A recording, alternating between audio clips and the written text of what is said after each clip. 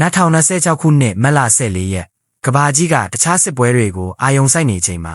မြောက်ကိုရီးယားစီကနေ420 ကီလိုမီတာဆိုတဲ့သတိပေးချက်တစ်ခုထွက်ပေါ်လာပါတယ်။ဒါဟာရိုးရိုးဒုံးကျည်စမ်းသပ်မှုမဟုတ်ပါဘူး။နျူကလ িয়ার လက်နက်တပ်ဆင်နိုင်တဲ့ခေတ်မီစမ်းသစ်သောဒုံးပစ်လောင်ချစနစ်တစ်ဖြစ်ပါတယ်။ဒီလက်နက်ဟာအိမ်နီးချင်းတောင်ကိုရီးယားနိုင်ငံရဲ့ဘယ်နေရာကိုမဆိုအချိန်မရွေးထိမှန်နိုင်စွမ်းရှိသွားပြီလို့ဆိုလိုတာပါ။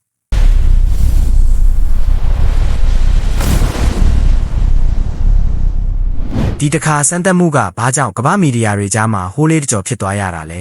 အဓိကအကြောင်းရင်းကတော့အချိန်ခါပါပဲအမေရိကန်နဲ့တောင်ကိုရီးယားတို့ရဲ့အကြီးစားစစ်ရေးလေ့ကျင့်မှုတွေပြုလုပ်နေတဲ့အချိန်နဲ့ကွက်တီဆုံနေလို့ပါမြောက်ကိုရီးယားခေါင်းဆောင်ကင်ဂျုံအန်ကတော့ဒါကိုတေးစေနိုင်လောက်တဲ့ဆွဲဆောင်မှုရှိတဲ့လက်နက်လို့တင်စားလိုက်ပါတယ်ဒီလက်နက်မှာထူးခြားချက်၃ခုရှိပါတယ်အလွန်အမင်းတိကျတာဖိခတ်နိုင်တဲ့အကွာဝေးပိုဝေးလာတာနဲ့နျူကလ িয়ার ထိပ်ဖူးတက်ဆင်နိုင်တာပဲဖြစ်ပါတယ်ထူးခြားတာကဒီစမ်းသပ်မှုကိုခေါင်းဆောင်ကင်ကသူ့ရဲ့သမီးဖြစ်သူနဲ့အတူတက်ရောက်ကြည့်ရှုခဲ့ပြီးရန်သူတွေကိုစိုးရိမ်ထိတ်လန့်မှုပေးဖို့ရည်ရွယ်တယ်လို့ပွင့်ပွင့်လင်းလင်းပြောဆိုခဲ့တာပါဒီစစ်ဟန်100 မီလီမီတာခေါ်စူပါလဂျစ်ဒုံးပစ်လောင်ချတွေဟာ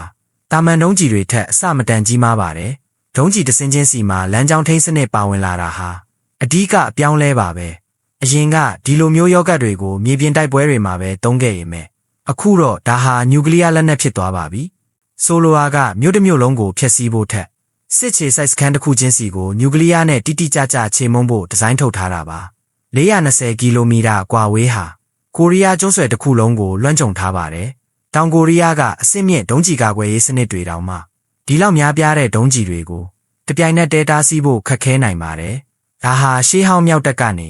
ခေတ်မီနျူကလ িয়ার လက်နက်ကင်တပ်ဖွဲ့တစ်ခုအဖြစ်အသွင်ပြောင်းလိုက်တာပါပဲရိုးရိုးလက်နက်နဲ့နျူကလ িয়ার ကြားကစီးကိုမြောက်ကိုရီးယားကတဖြည်းဖြည်းဖျောက်ပစ်နေတာပါစမ်းသပ်မှုအတွင်းမှာဒုံးကျည်10 စင်းစလုံးဟာ